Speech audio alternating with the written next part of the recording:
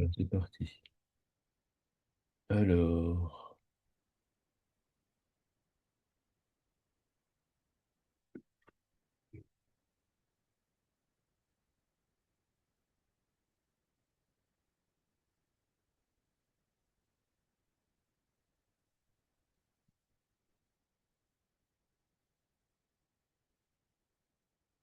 nous sommes le dimanche 16 juillet 2026.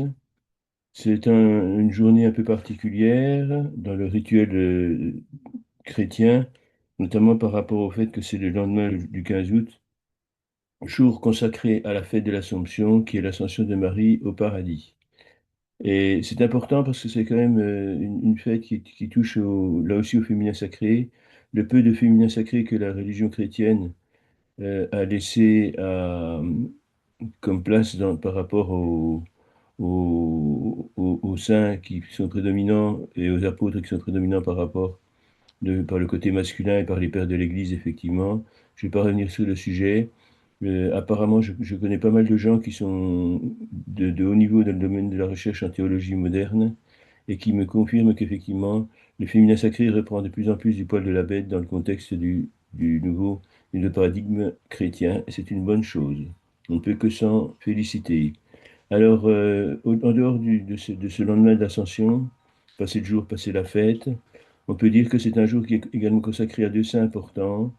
Bon, le saint Armel, que je ne connais pas plus que ça, j'ai pas trouvé grand-chose sur sa vie et sur le fait pourquoi il a été béatifié. Mais également, c'est le jour où on célèbre l'ordre de Notre-Dame du Carmel, qui est consacré effectivement à l'ordre des Carmélites, qui est bien connu, qui a un rôle important dans la transmission des messages christiques. Par contre, il est également consacré à Saint-Roch, qui est plus proche de nous dans le temps et dans l'espace, parce il vivait à Montpellier au XIVe siècle, lors de la fameuse Grande Peste de 1348, qui avait ravagé l'Europe tout entière et failli exterminer toute sa population. Pour ne pas contaminer ses proches et les gens qui pouvaient croiser dans la rue, il s'est volontairement exilé au cœur d'une forêt pour se laisser mourir sans contaminer les autres. Mais grâce à la grâce divine, il a survécu parce que tous les jours, un chien envoyé par Dieu lui apportait la nourriture et la protection en soignant ses blessures, en léchant ses blessures pour les guérir. Et bien évidemment, par guérison miraculeuse, Saint Roch a surmonté à la peste. Depuis, il est le patron des pestiférés et des pèlerins. Tout ça pour la petite anecdote, bien évidemment. Nous abordons aujourd'hui le septième enseignement méditatif avec Tara, le septième sur huit bientôt, la semaine prochaine. On abordera la clôture de ce travail sur Tara. Et c'est une clôture symbolique parce qu'effectivement, on y reviendra très souvent. Tant le rôle de Tara est important dans nos vies et surtout puisque ce sont les guides qui nous permettent de surmonter les douleurs et les souffrances du samsara.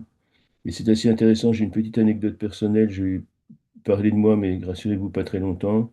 Ça fait des années, j'ai rencontré Tara Vert notamment à Namgyal Temple, donc dans le temple du Dalai Lama, de sa sainteté de Dalai Lama, à Gange, c'est-à-dire à côté de Dharamsala, dans l'Himalaya, dans les contreforts de l'Himalaya, dans le nord de l'Inde. Et il y a un hôtel qui est particulièrement dédié à Tara Vert, et c'est là que j'ai rencontré pour la première fois. Et j'ai été très fortement impressionné par la puissance de ce rayonnement. Elle est le féminin sacré, elle est l'amour inconditionnel, elle est la compassion infinie, elle est la joie empathique, elle est l'équanimité impartiale, elle est tout simplement la bodhicitta, elle est la compassion, et toutes les taras, elles sont représentées par, il y a 21 émanations de taras qui sont toutes nées des lames de Chenrezig, déité de la compassion. Et toutes, elles ont elles appartiennent à une couleur particulière. Elles sont 21 et elles consistent non pas en 21 déités séparées, parce que toutes travaillent dans le même objectif global qui nous aider à traverser le samsara et à nous libérer de nos kleshas et de nos souffrances liées à nos erreurs et à notre ignorance.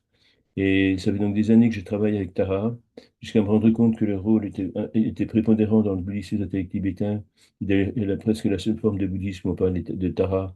C'est un concept, hein, c'est un champ vibratoire, c'est un champ énergétique, compassion, empathie, amour inconditionnel, équanimité, et bien évidemment tout ce qui touche à la bodhicitta.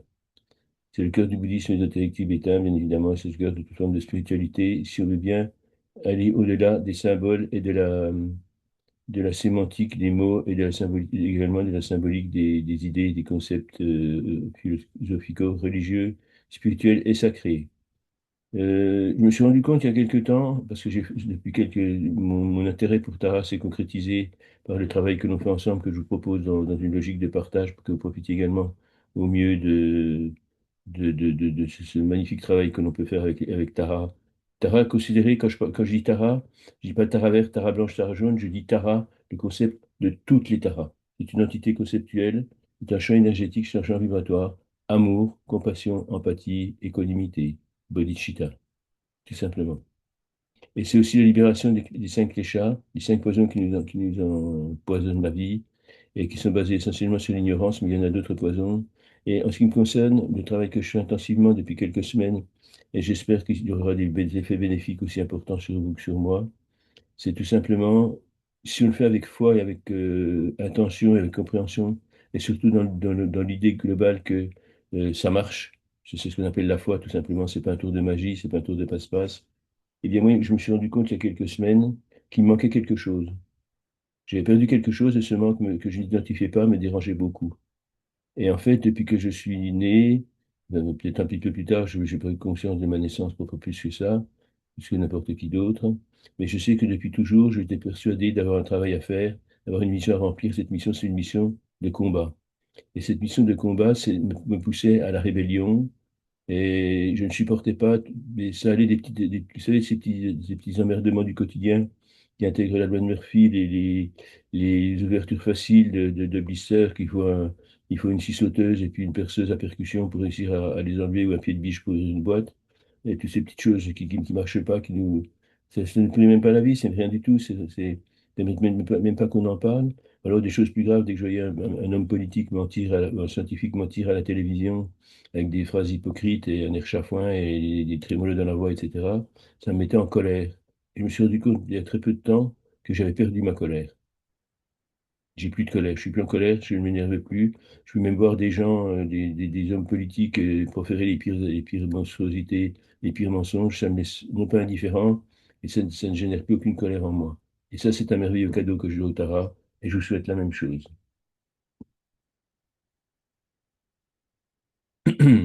Fin de la confession pour l'instant. Alors, on va revenir sur les taras. Là, on est en train de faire un petit peu le point. On est au septième volume de cette recherche et de cette prise de contact avec toutes les taras. Et on va reprendre certaines choses qu'on sait déjà et qu'il faut toujours un clou ne s'enfonce jamais d'une seule fois. Et la mémoire qu'on enregistre dans nos structures cognitives ou cérébrales, il faut toujours y revenir plusieurs fois. Et c'est le principe de la répétition. Et c'est comme ça que on finit par retenir des choses importantes. Alors, on va résumer la structure de toutes nos pratiques méditatives.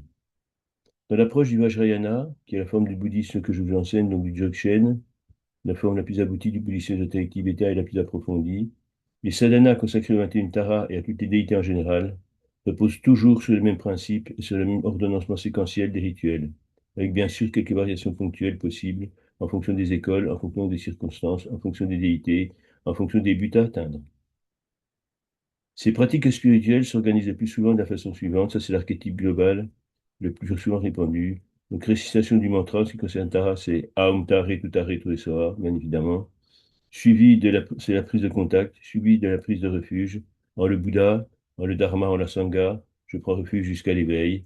En le Gourou, en le Yidam, en la Dakini, je prends refuge jusqu'à l'éveil. En mon propre esprit Rigpa, claire lumière, Kundun la présence. En mon propre esprit Rigpa, claire lumière, Kundun la présence.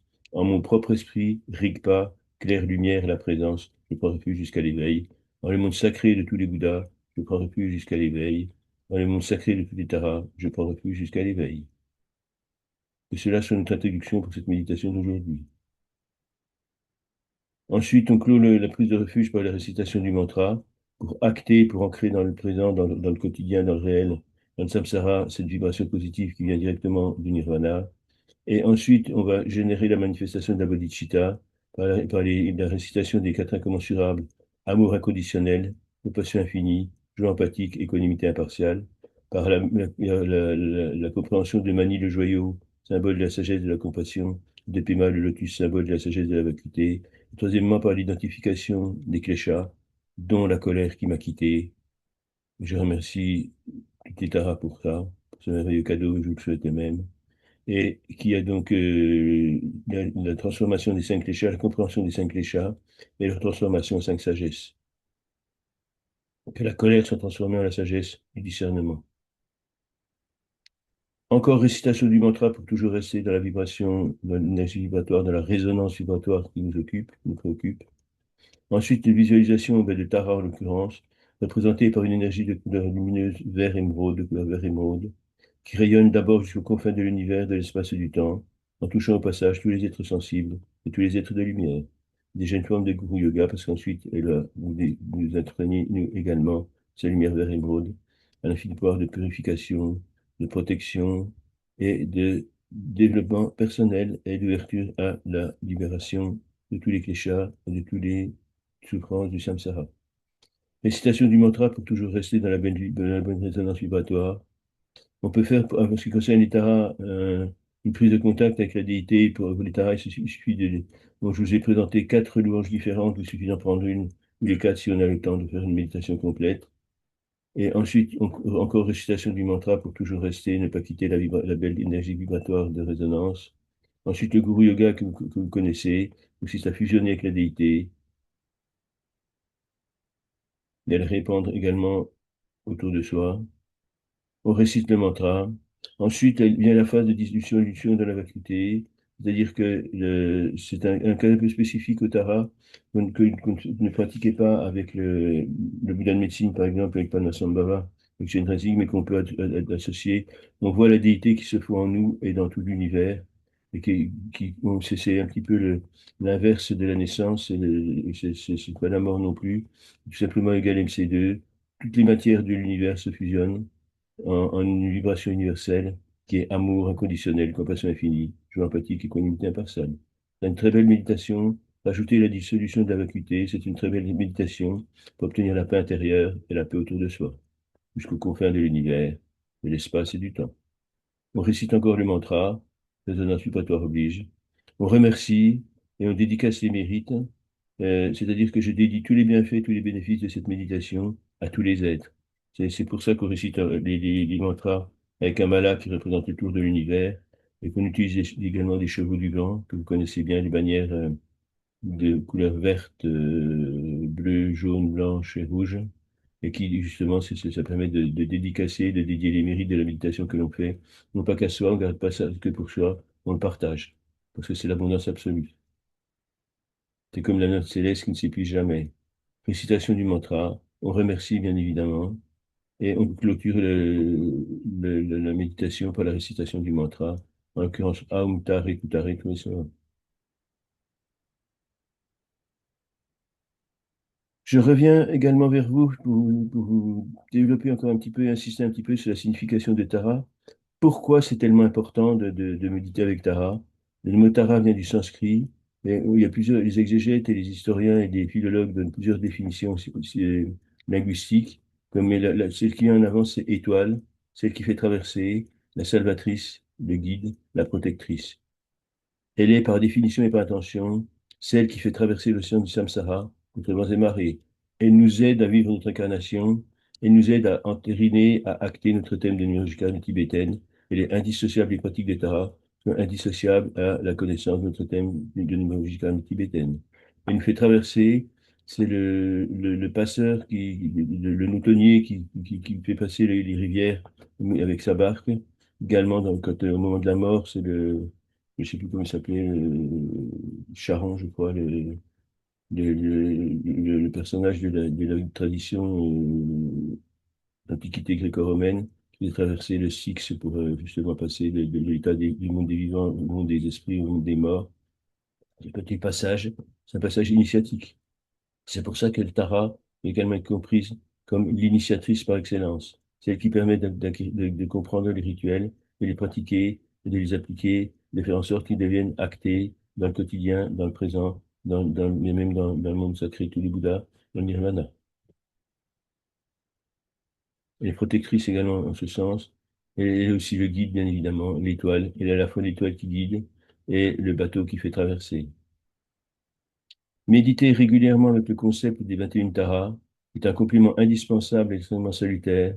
Les travaux de méditation concernant le traumatisme de la naissance, le choc d'incarnation Encore la réalisation de son thème personnel de Nimeushka tibétaine, ou NKT. La tradition est claire, précise, toutes les 21 taras sont des émanations de la déité de Chenrezig, vouée à la compassion infinie, et qui un beau jour pleura devant la souffrance des êtres sensibles incarnés. De ces larmes naquirent Tara blanche, une larme blanche au travers d'une larme verte, et toutes les autres taras. Dans une approche plus doctrinale que mythique, plus dogmatique peut-être, on peut dire de Tara, de toutes les Taras, qu'elles sont des yidam tantriques, une manifestation de la prajna, la sagesse ultime, une puissante expression de la compassion active, dans sa manifestation la plus noble, une dakini éveillée, le féminin sacré, le merveilleux féminin sacré, dont je vous rebats les oreilles depuis tant de temps. Un yidam, c'est un support de méditation, ça peut être une statue représentant une déité, ou un tanka, bien évidemment, une photographie tout simplement, ou un dessin.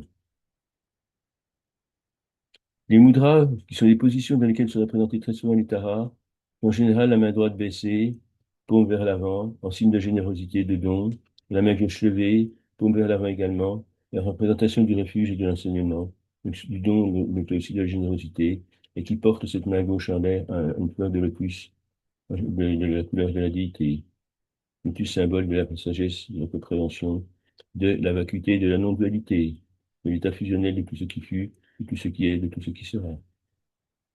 Le Vajrayana et le Dzogchen nous proposent une lecture approfondie, très approfondie sur le plan spirituel, sur le plan sacré, le symbolique de toutes les taras, ainsi que de leur vocation et attribution, les compétences d'enseignement. On en a déjà vu une partie, on va pas revenir trop profondément là-dessus. Dans ces approches ésotériques, Tara, en tant que concept global, représente tout simplement Rigpa, la claire lumière, la richesse dynamique et active, la compassion spontanée, qui se manifeste immédiatement dès qu'elle est sollicitée, ainsi que l'énergie qui se répand librement sans contrainte, auto-libérée. Tout est naturel, il n'y a rien, il n'y a pas à intervenir, il n'y a qu'à laisser faire.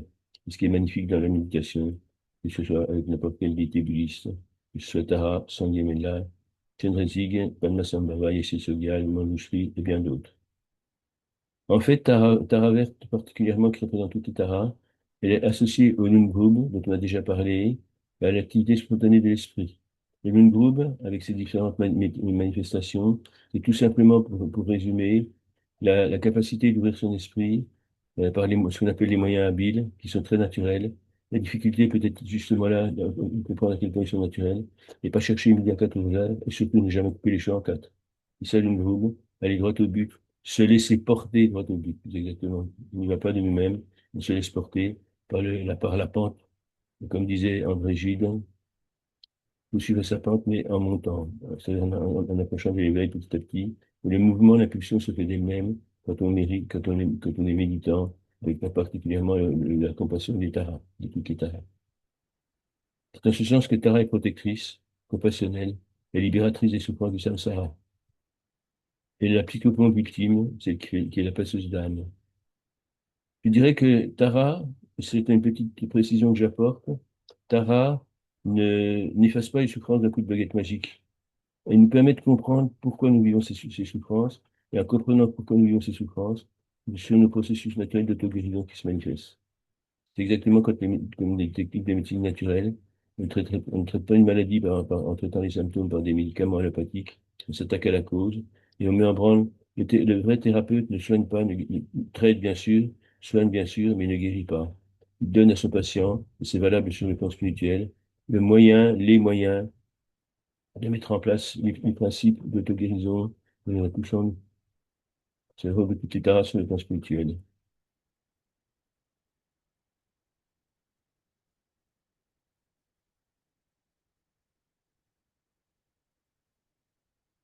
On va prendre un petit temps de contemplation avec Tara Blanche.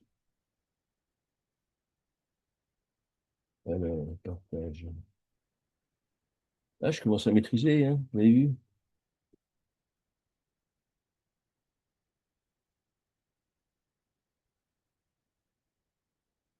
J'ai pas allé trop vite.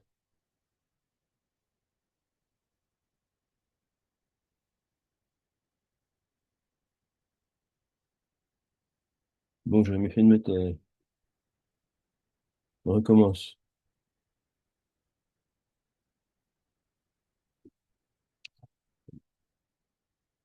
Ouh, j'ai eu très peur. Tara Blanche, qui a une caractéristique, c'est d'avoir des yeux Elle a 7 yeux différents, un au milieu du front, les 2 yeux naturels comme tout le monde, bien évidemment, un œil au milieu de chaque paume de la main et un œil à la pointe de chaque pied, parce que ça symbolise sa vigilance et son état d'alerte permanent, comme quand les pompiers sont de garde, par exemple, qui réagissent dès qu'il y a dès qu'il y a la sirène d'alarme qui se manifeste. Elle a également comme attribut la lumière blanche, la pureté évidemment, et c'est aussi la pureté lunaire, la lumière beaucoup plus douce que celle du soleil, une lumière qui ne brûle pas mais qui éclaire quand même, qui adoucit, une lumière polarisée sur le plan physico-chimique. C'est la lumière du féminin sacré, la force du yin, du chiffre 2 en numérologie avec des thèmes. Et le partage, et l'amour, et la compassion, et l'empathie, et l'équanimité. Nous trouvons également le symbole de cette pureté originelle qui naît du samsara, qui monte vers le nirvana. D'où la position du lotus, c'est-à-dire les deux paumes de main, j'en reparlerai tout à l'heure, les deux paumes de main qui se touchent par le bas, les doigts qui se touchent, la pulpe des doigts des auriculaires qui se touchent par la pulpe, pareil pour les pouces et les autres doigts qui sont en corolle, comme une fleur qui émerge de la boue, du limon, et qui jaillit vers la lumière.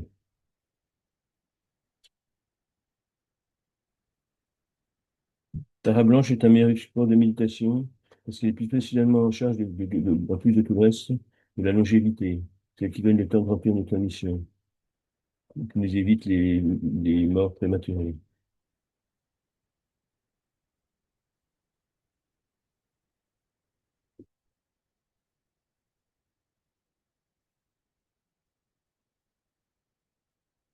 De façon très schématique, très résumée, très synthétique, je vais vous parler des compétences et attributions thérapeutiques traditionnelles de chacune des taras. Il faut savoir que les taras sont au nombre de 21, toutes nées des lames de Chenrezig, mais elles se répartissent en un panel de 5 couleurs différentes.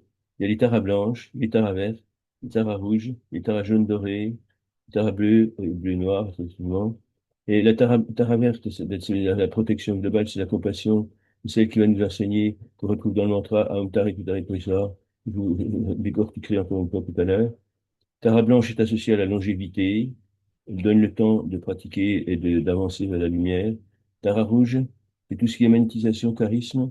C'est celle qui nous permet d'être fascinés pas au sens négatif, comme le serpent fascine par ce regard, mais d'être fasciné par justement la magnificence, l'extrême félicité et la libération des karmas. C'est justement ça. Elle nous donne la motivation pour justement combattre le mal, qui est la source principale de résolution de tous les problèmes. Comprendre ce qu'est le mal, comprendre le mal qu'on a fait, pour ne plus le reproduire. Tara jaune doré, c'est l'abondance. Comme on trouve dans les Bouddhas, dans la méditation avec le Sangye-Menla, avec le Bouddha de médecine, c'est les vœux du Bouddha de médecine. Et si on n'est pas dans l'abondance raisonnée, je parle pas d'une abondance ostentatoire, bijoux en or autour du cou, voiture de luxe sur le parking de la grande villa, etc. Il y a une abondance raisonnable, il y a surtout une abondance spirituelle, l'abondance des bienfaits spirituels, des volontés spirituelles, de tous les élans, de toutes les impulsions qui nous poussent vers la lumière, vers la compassion, vers l'altruisme, qui est le vrai sens du bouddhisme et qui devrait être le vrai sens de toute religion. Tara bleue, protection spirituelle, exercice authentique, tantrique. Elle nous protège sous sa forme noire, nous parlera tout à l'heure. Elle nous protège contre les forces du mal. Dans une approche subtile évoquant la circulation énergétique, axée sur les liens entre corps et conscience, on peut établir que Tara se manifeste à des plans différents. Tara blanche, elle répand son énergie essentiellement par le canal central supérieur, qui est le bout de l'axe des chakras. Tara verte, elle se manifeste par le vent subtil Vrung ou Tumo, au niveau de la méditation du chou que l'on fait régulièrement et que l'on fera la prochaine fois encore parce qu'il est important dans la relation et dans l'entraide que peut nous apporter toutes les taras, les méditations avec les taras. Tara jaune doré, c'est stabilisation énergétique, c'est aussi abondance, effectivement. Il n'y a pas de perte, c'est l'absence de peur, de connaître la perte, tous les manques, tous les besoins, tous les plans. Tara rouge donc rayonne de la chaleur intérieure, et Tara bleue est la vacuité dynamique, celle qui agit, qui protège d'une façon efficace comme le ferait une armure en bouclier. Le mantra principal donc, que vous utilisez pour toutes les taras, c'est le suivant. C'est Aum Tare Kutare Pesa. Aum, le corps, la parole et l'esprit d'un être incarné en passe d'éveil. Souvenez-vous que c'est Aum et pas Homme, comme on le dit parfois beaucoup trop souvent. Taré, c'est la libération du samsara par elle qu'apportent toutes les taras, par leur assistance, par leur protection, par leur capacité de guidance d'un bardo à l'autre jusqu'à l'éveil, et aussi par leur capacité d'éveiller notre compréhension, par le charisme, par le magnétisme, par l'action des transmissions d'enseignements et d'aspirations profondes qu'elles génèrent. Tout arrêt, c'est la libération du samsara également, mais sous une forme beaucoup plus intense. Et ça passe par la libération des peurs au monde de l'incarnation. Souvenez-vous, ces 8 peurs dont on a déjà bien parlé longuement, le lion, le serpent, l'éléphant, etc. Celles qui résultent du choc de l'incarnation et du traumatisme de la naissance. On nous aide à surmonter ces peurs en comprenant leur signification profonde. Et Tara nous aide à accepter nos vies et nous permet de les vivre du mieux possible, d'accomplir notre mission de vie, le plus grand bien de ce qui fut, et elle sera. Elle joue une place très importante dans la compréhension et donc dans la libération du trauma de la naissance et de sa transformation en événement formateur, fondateur de notre psychisme et de notre spiritualité. Touré, par la vibration divine de ce puissant mantra, nous pouvons enfin atteindre à la réalisation ultime, à la vacuité, à la non-dualité, à l'accession à l'Agpa, la lumière, à l'éveil tout simplement, et avec rapidité et spontanéité, ce qui est important. Taré, libération des souffrances du samsara, taré, libération profonde de toutes les souffrances du samsara, Touré, libération active, spontanée et rapide de toutes les souffrances du samsara.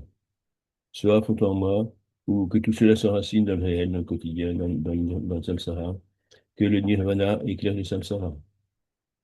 C'est la mise en œuvre vibratoire de notre déité intérieure, avec la déité intérieure du Yidam, qui on médite, en l'occurrence Tara, et par cette harmonie fusionnelle, nous obtenons la stabilisation dans l'éveil et l'accession à la réalité ultime, Kundun, la présence.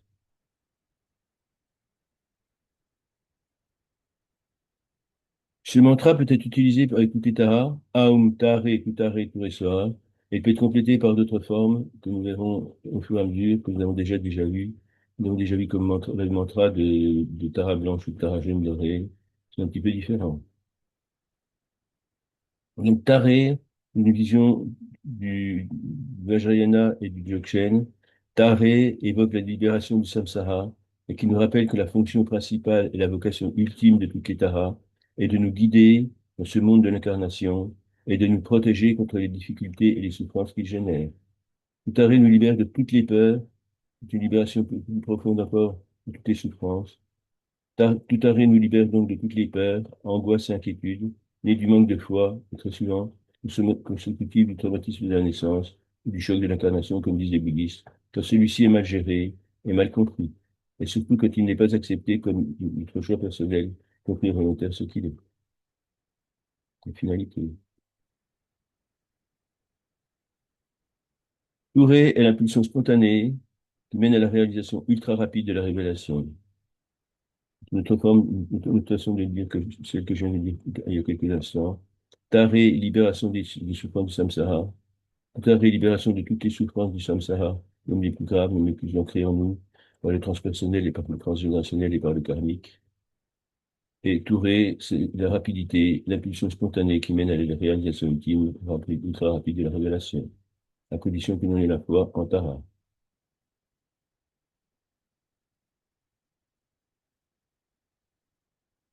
Je vais vous rappeler également la synthèse dans le Vajrayana, donc qui est la forme aboutie, le véhicule de diamant, la voie fulgurante, l'aboutissement et le dzogchen, la grande compréhension, la grande perfection, la grande complétude.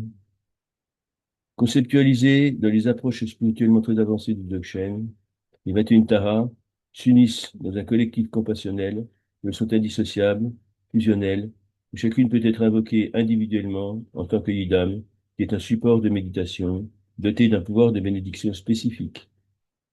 Toutes ces taras représentent donc individuellement et collectivement les 21 modalités de la compassion active et éveillée et rapide, l'activité spontanée immédiate de la sagesse, les réponses adaptatives et personnalisées à la souffrance des êtres sensibles. Retenons bien ces 3 modalités, toutes les modalités de la compassion éveillée et active, les activités spontanées immédiates de la sagesse, et les réponses adaptatives et personnalisées à la souffrance des êtres. Nul n'est oublié, c'est l'équanimité parfaite.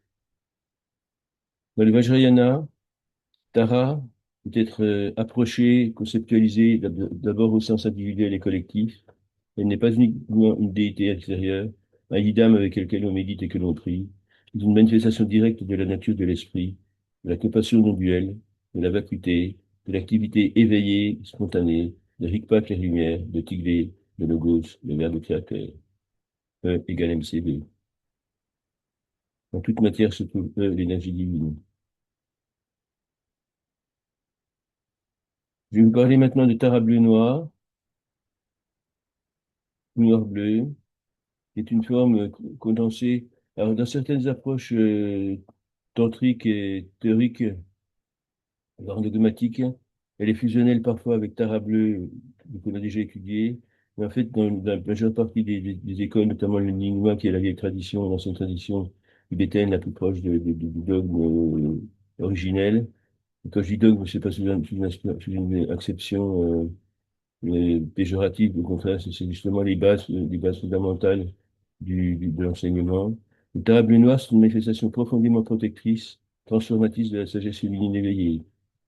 Elle représente la puissance de la vacuité en action, capable de dissoudre les peurs profondes, les influences obscures, les obstacles karmiques et les forces de destruction intérieure, et du transgénérationnel et du karmique, bien évidemment. Sa couleur bleue nuit, presque noire, symbolise l'espace absolu, la conscience infinie, la transmutation des passions mentaux et universellement répandue dans le samsara. Tara bleu-noir, Vajratara, apparaît souvent dans une posture dynamique, c'est-à-dire une jambe en avant, prête à agir, prête à se précipiter au secours du méditant, parfois courroucée, entourée de flammes et de sagesse. Le regard perce l'illusion, le protège le pratiquant contre les forces de confusion. Elle incarne la compassion farouche, une énergie maternelle qui n'hésite pas à couper ce qui entrave l'éveil. C'est la chatte qui défend ses petits toutes les dehors contre le mal. Le plan intérieur est profond.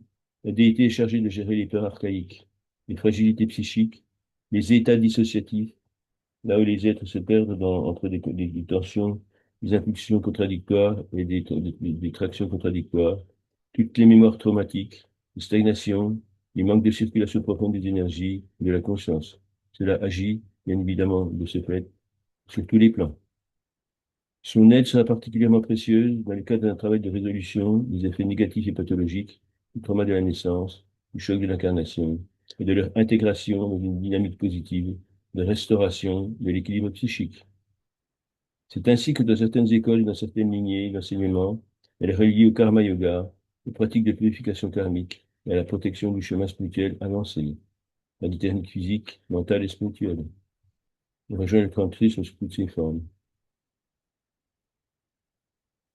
Selon une approche plus synthétique, on peut dire que ses principales attributions et fonctions, l'activité courroucée, la destruction des obstacles, la protection tantrique, la transmutation des forces négatives, la rupture des attachements.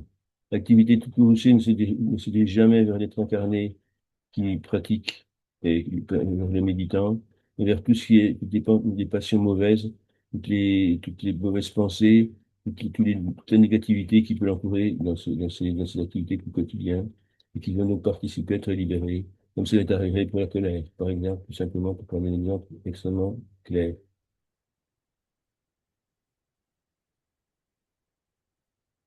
Le principal mantra en table noir est Aum Tare Om Fat Soa.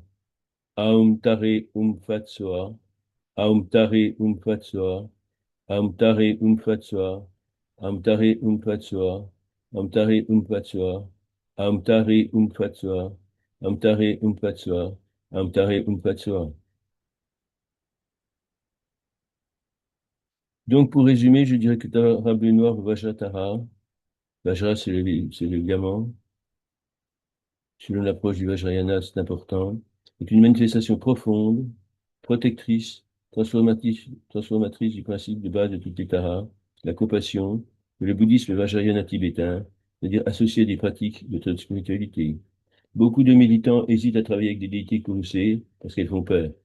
Elles ne font pas peur à ceux qui méditent, elles font peur à ceux qui menacent le méditant, à toutes ces formes négatives, toutes ces forces négatives, les forces du mal, toutes ces erreurs, toutes ces choses, toute cette noirceur qui peut menacer les méditants. Elle est protectrice, en aucun cas, elle ne peut en danger à méditer avec elle. Si on compare à Tara verte ou à Tara blanche, qui exprime davantage la compassion active, la guérison et la protection douce, la forme bleu-noir courroucée représente l'aspect de la sagesse éveillée, vu d'une façon très pragmatique. Le courroux, la colère, ne sont pas dirigés contre les êtres sensibles, mais contre les forces obscures, capables de mettre en danger leur intégrité. D'une façon très pragmatique, le courroux, la colère, et toutes les déités que vous savez, ne sont pas dirigés contre les êtres sensibles incarnés, contre les méditants, mais contre les forces obscures capables de mettre en danger leur intégrité. Elle évite notamment, mais régulièrement avec Tarab bleu noir, ou dans noir bleu, il existe aussi une version Tarab noir bleu, pas très différente, peut-être fusionnelle.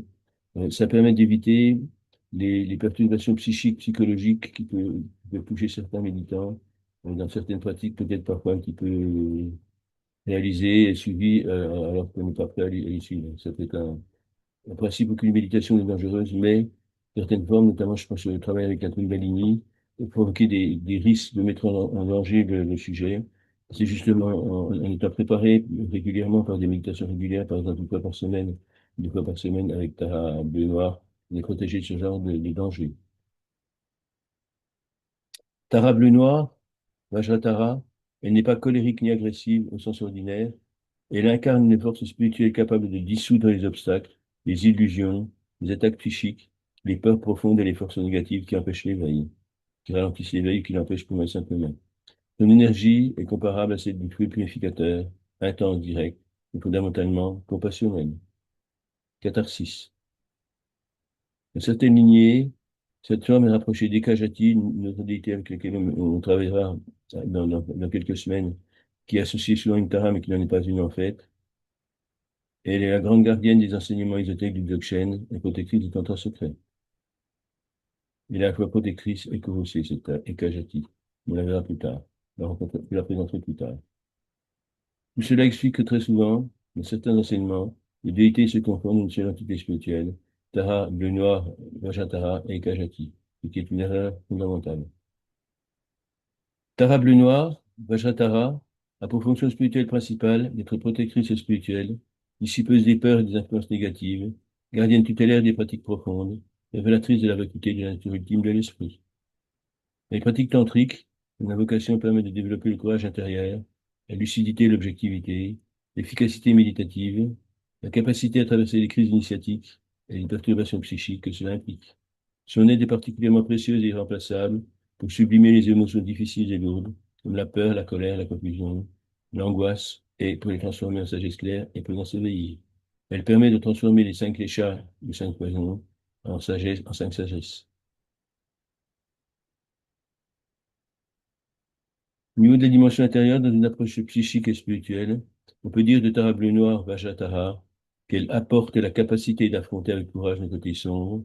Elle nous montre en nous rassurant que les ténèbres intérieures peuvent devenir un chemin d'éveil, parce qu'elles sont traversées avec conscience et non sans déni.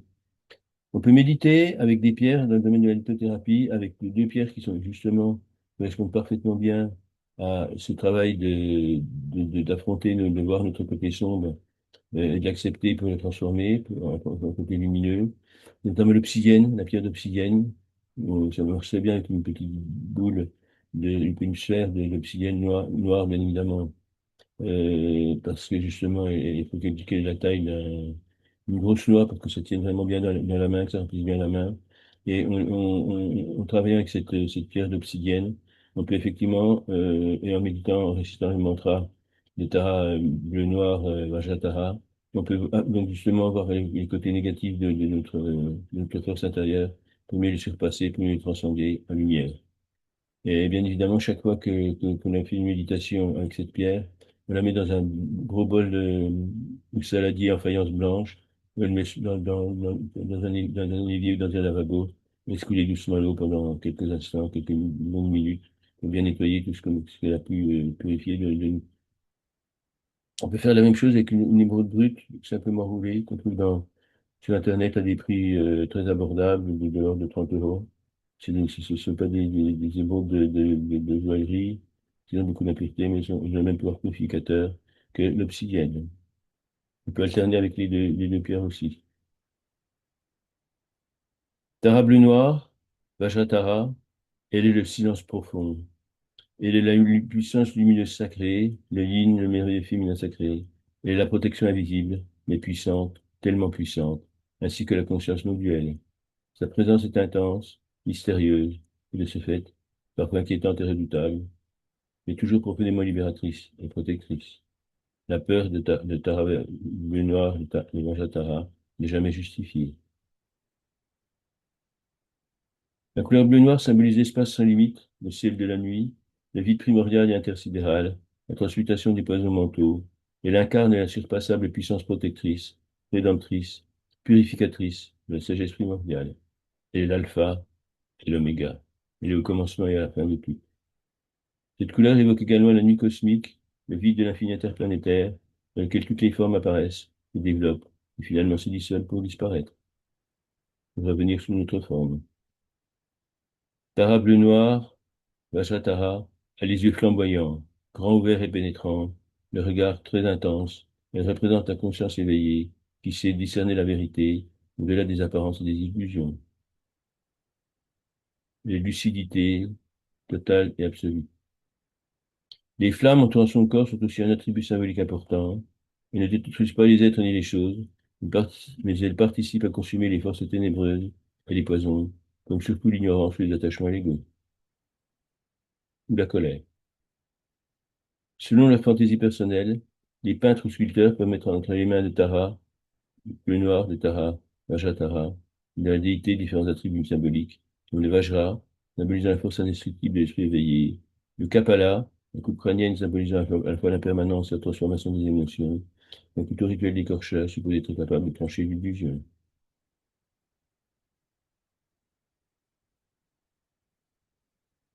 Donc le mantra dont je vous ai parlé, Aum Tare Um Fat Soa, c'est quand même intéressant d'utiliser, mais le plus souvent, les pratiquants, pour des raisons de simplicité, utilisent le Aum Tare tout arrêté Soa. Quand on peut utiliser Aum Tare Um Fat Soa, autant l'utiliser puisqu'il est spécifique à la déité. Tara bleu noir, elle incarne donc la compassion sous sa forme la plus puissante et radicale, celle qui coupe les illusions pour conduire directement à la liberté intérieure. Elle rappelle que la véritable protection spirituelle ne consiste pas à éviter l'obscurité, mais à traverser avec sagesse, faisant ses consciences éveillées, la lumière qui perce les ténèbres à la main, pour éclairer le chemin.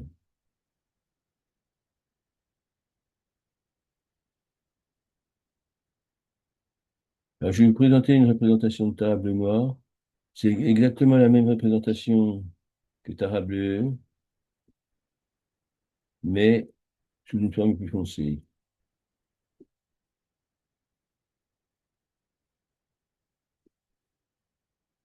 Voilà.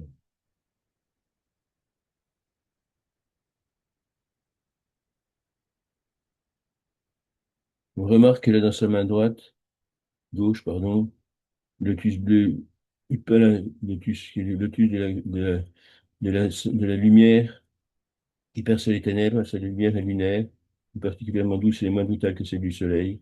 Et Utpala, le lotus bleu, est la force de la vacuité, bien évidemment, et de la non-dualité, comme l'autre, comme le lotus rose, ou le lotus blanc, dont on parle également dans d'autres représentations. Et ce lotus bleu, il est vraiment la sagesse qui permet de dissiper les ténèbres. Et la main droite est effectivement en position d'offrande, les positions du don, de l'offrande, de tout ce qu'elle peut donner. Protection, guérison, illumination, inspiration.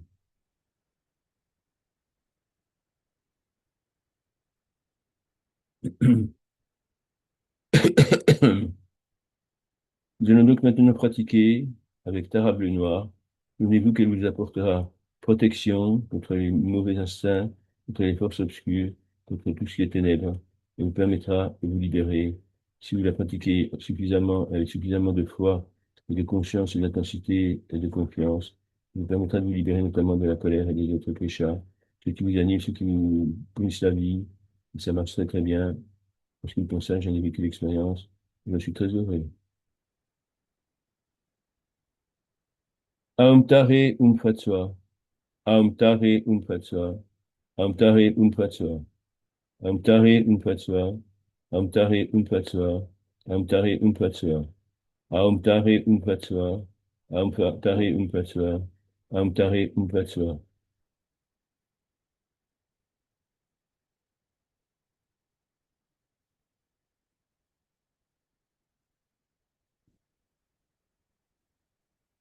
Bien-aimée Tara Bleu Noir Vajratara, déesse déité de la compassion infinie et de l'incommensurable sollicitude, déesse tutélaire, protectrice, initia- initiatrice,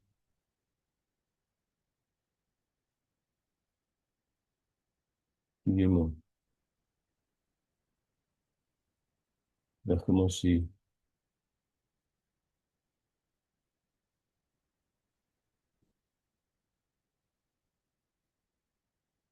Aum Tare Umpatsuar, Aum Tare Umpatsuar, Aum Tare Umpatsuar, Aum Tare Umpatsuar, Aum Tare Umpatsuar, Aum Tare Umpatsuar, Aum Tare Umpatsuar, Aum Tare Umpatsuar, Aum Tare Umpatsuar.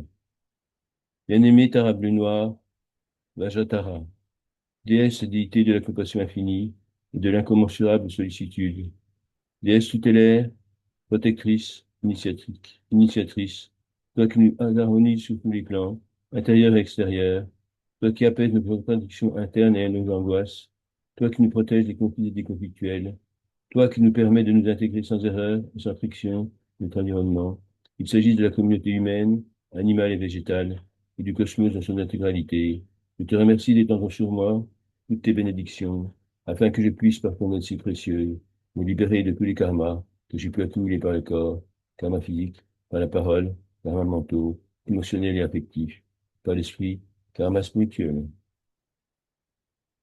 afin que je puisse accomplir la tâche qui m'incombe à cette vie, afin que je puisse, par la pratique du Dharma, atteindre l'éveil en cette vie avec ce corps, le but ultime, d'aider tous les êtres sensibles afin que je puisse, moi aussi, pour cela, participer à répandre sur le monde l'ineffable lumière du Dharma, pour le plus grand bien de ce qui fut, est et sera, et conformément à la légitimité des lois karmiques et à la légitimité du divin plan. Aum Tare Um Fat Soa, Aum Tare Um Fat Soa, Aum Tare Um Fat Soa, Aum Tare Um Fat Soa, Aum Tare Um Fat Soa, Aum Tare Um Fat Soa, Aum Tare Um Fat Soa, Aum Tare Um Fat Soa, Aum Tare Um Fat Soa, Aum Tare Um Fat Soa. Dans le Bouddha, dans le Dharma, dans la Sangha, je prends refuge jusqu'à l'éveil. Dans le Guru, dans le Yidam, dans la Dakini, je prends refuge jusqu'à l'éveil. Dans mon propre esprit Rigpa, claire lumière et Kundun la présence. Dans mon propre esprit Rigpa, claire lumière et Kundun la présence. Dans mon propre esprit Rigpa, claire lumière et Kundun la présence. Je prends refuge jusqu'à l'éveil. En le monde sacré de tous les Bouddhas, je prends refuge jusqu'à l'éveil. Le monde sacré de tous les Taras, je prends refuge jusqu'à l'éveil.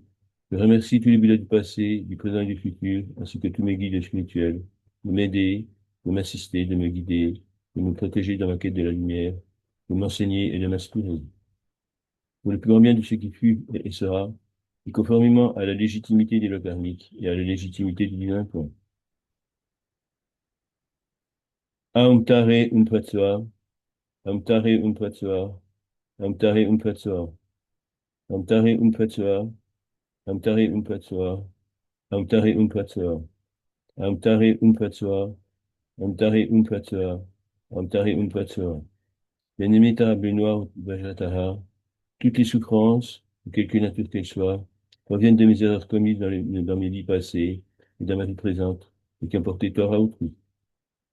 Je prends conscience de ces erreurs et en assume la responsabilité, en priant tous les êtres sensibles qui en furent victimes, de bien vouloir m'aider par le lâcher prise et par l'abandon de l'esprit de vengeance, et par l'acceptation de mes regrets, à en dissoudre les énergies négatives dans le grand coup universel. Je prends conscience de ces erreurs et j'en assume la responsabilité, en priant tous les êtres sensibles qui en furent victimes, de bien vouloir m'aider par le lâcher prise et par l'abandon de tout esprit de vengeance, et par l'acceptation de mes regrets, à en dissoudre les énergies négatives dans le grand tout universel. Bien-aimé Tara Bleu Noir Vajasara, tous les aspects négatifs que j'ai pu accumuler dans le cycle de mes incarnations, qui sont parfois manifestés par des actions mauvaises, je suis à mon tour victime. Je te remercie d'étendre tes bénédictions sur tous les êtres qui me firent tort, afin de les aider à entrer dans la voie de la rédemption. Quant à moi, je leur fais remise de tout le sentiment de tout esprit de vengeance. Afin que je puisse accomplir la tâche qui m'incombe dans cette vie, afin que je puisse, par la pratique du Dharma, atteindre l'éveil en cette vie avec ce corps, le but ultime d'aider tous les êtres sensibles, et afin que je puisse, moi aussi, pour cela, participer à répandre sur le monde une faible lumière du Dharma, le plus grand bien de ce qui fut et sera, et conformément à la légitimité de la karmique et à la légitimité du divin plan. Amtare Pratsua, Amtare Pratsua, Amtare Pratsua. Amtare Pratsua, Amtare Pratsua, Amtare Pratsua, Amtare Pratsua, Amtare Pratsua, Amtare Pratsua. Bien-aimé Tarable Noir Vajratara, te dresse devant moi, resplendissante de lumière. De ton front jaillit Aum, la bénédiction de tous les Bouddhas, la lumière blanche comme le cristal de roche, frappe mon front, pénètre mon être et l'imprègne sur tous les plans, en me purifiant de tous les karmas négatifs, accumulés par le corps. Visualisons ce partage d'énergie avec Tara.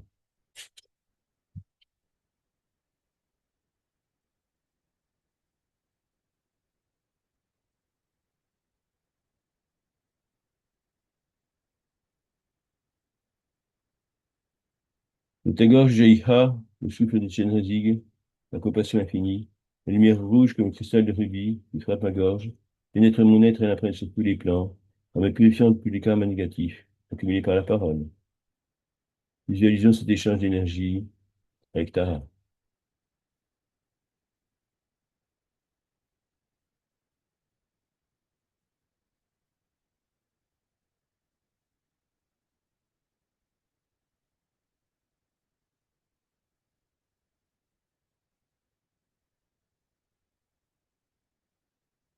De ton cœur jaillit Hung, l'esprit, la lumière bleue comme le cristal de la lazuli, la lumière bleue avec laquelle on ne triche pas, qui frappe mon cœur, pénètre mon être, et l'imprègne sur tous les plans, en me purifiant de tous les karmas négatifs accumulés par l'esprit.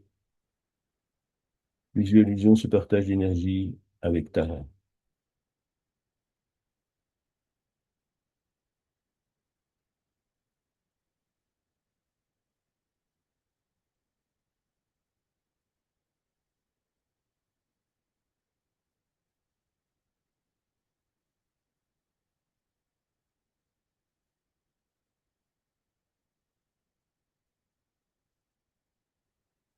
De ton ventre jaillit la syllabe de Chenrezig, rit, la compassion infinie, la lumière rouge de la divine force universelle créatrice, à l'infini pouvoir de guérison, de protection, de purification, de régénérescence, qui frappe mon ventre, pénètre mon être et m'apprenne sur tous les plans, et l'énergie divine d'amour, de compassion et de sagesse, en me purifiant de tous les karmas négatifs accumulés par le corps, par la parole et par l'esprit.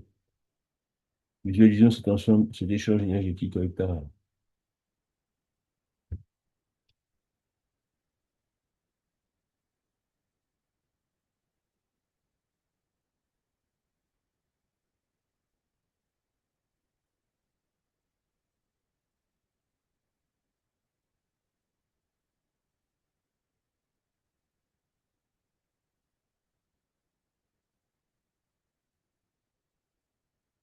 Devant moi ton corps, bien-aimé Tara bleu, noir, Vajratara, le sublime lumière bleu-noir rayonnante qui s'expanse et vient jusqu'à moi.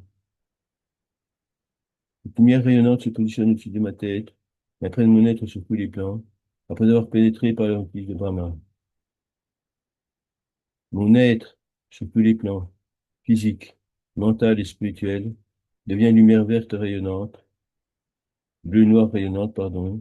Chacun des organes, chacune des cellules, les bactéries, les molécules, chacun des atomes, chacune des particules de matière ou d'énergie, jusqu'au plus infime, jusqu'au plus infinitésimal qui me compose, deviennent cette lumière bleu-noir rayonnante, un infini pouvoir de guérison, de protection et de purification. Je suis maintenant semblable à toi, et je peux participer à répandre sur le monde l'ineffable lumière du Dharma, par le pouvoir de ton précieux mantra.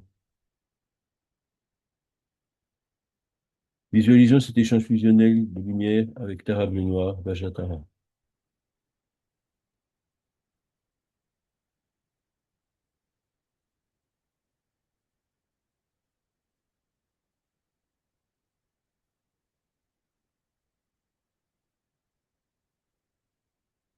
pour le plus grand bien de tout ce qui fut, de tout ce qui est, de tout ce qui sera, et conformément à la légitimité des lois karmiques et à la légitimité du divin plan, la lumière de ce je suis constitué s'expanse autour de l'espace que j'occupe, jusqu'aux confins de l'univers, l'espace et du temps, en touchant au passage tous les êtres sensibles et tous les êtres de lumière. La lumière dont je suis constitué s'expanse donc autour de l'espace que j'occupe. Cette lumière rayonnante un peu cette pièce, cette maison, ce village, ce quartier, cette ville, cette région tout entière, ce pays, la Terre tout entière, notre système solaire, toutes les galaxies et tous les corps stellaires, les confins de l'univers, de l'espace et du temps, en touchant au passage tous les êtres sensibles et tous les êtres de lumière. Ensuite, depuis les confins de l'univers, de l'espace et du temps, cette lumière comme une bénédiction, c'est une bénédiction, revient jusqu'à l'espace que j'occupe en cet instant. Depuis toutes les galaxies et corps stellaires jusqu'à notre galaxie, notre système solaire, notre planète, ce pays, cette région, cette ville, le village, ce quartier, cette maison, cette pièce, l'espace que j'occupe. Visualisons ce partage fusionnel d'énergie avec l'univers et avec Tara, le noir, Vajratara.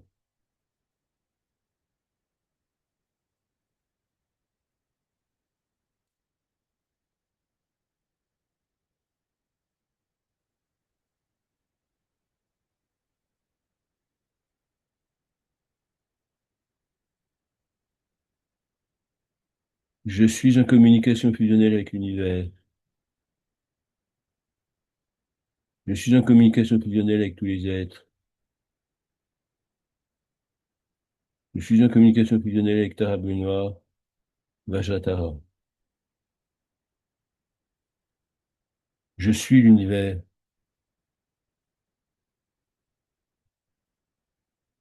Je suis la vie. Je suis Tara Bleu Noir, Vajratara. Et les forces du mal ne prévaudront jamais contre moi et contre ceux qui m'entourent. Que tous les êtres vivent sous la protection de la noble Tara Bleu Noir, Vajratara. Éveil et connexion, dans cet état de grâce permanent, je demeure.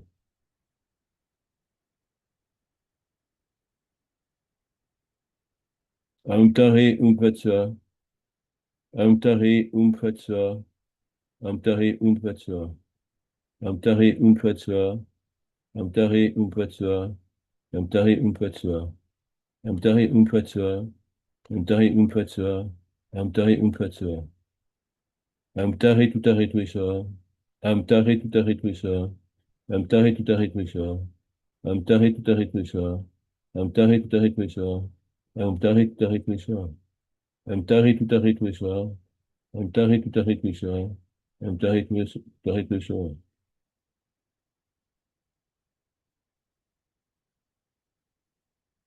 Je suis Tara bleu noir Vajatara, et les forces du mal ne prévaudront jamais contre moi, et contre ceux qui m'entourent. Que tous les êtres vivent sous la protection, de la noble Tara bleu noir Vajatara.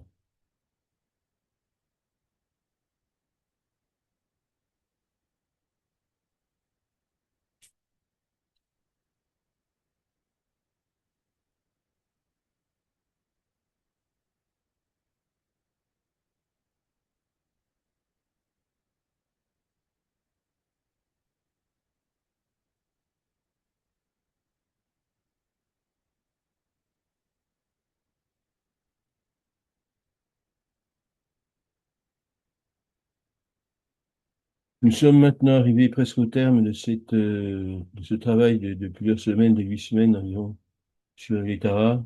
Il ne sera pas terminé la semaine prochaine parce qu'il y aura encore beaucoup de choses que nous verrons ensemble au fur et à mesure des méditations. Mais vous allez disposer d'un outil extrêmement puissant, extrêmement complet. J'ai presque envie de dire, je ne vais pas me vanter, mais il est unique au monde parce que j'ai réalisé avec grâce, j'avoue, que sans l'intelligence artificielle, je ne serais pas arrivé. Pourquoi? Parce que j'ai demandé à l'intelligence artificielle de me traduire des textes tibétains qui étaient jusqu'à présent encore non traduits, des textes anciens que l'on connaît, qui sont collectés par dans les temples et autres, et par beaucoup d'Européens qui sont des exégètes du bouddhisme ésotérique tibétain et qui n'ont jamais été traduits du tibétain, ni en anglais, ni en français, ni en quelconque autre langue. Et j'ai donc réussi, parce que par mes contacts que j'ai en Afrique de Gauche et donc en Inde, avec certains temples et centres de protection de la culture tibétaine, notamment le Mexican Institute et le Nobunka Institute, qui sont des entités créées par le sainteté de Dalai Lama, et qui permettent de collecter, de stocker, de protéger, de garder disponible tous les textes sacrés, ce qu'on appelle les grands canons, soit les sutras, soit les tantras. Et certains sont disponibles sous forme écrite, imprimée, ou bien en tibétain. Et grâce justement au traducteur intelligence artificielle, j'ai pu avoir une traduction complètement inédite de ces textes en français.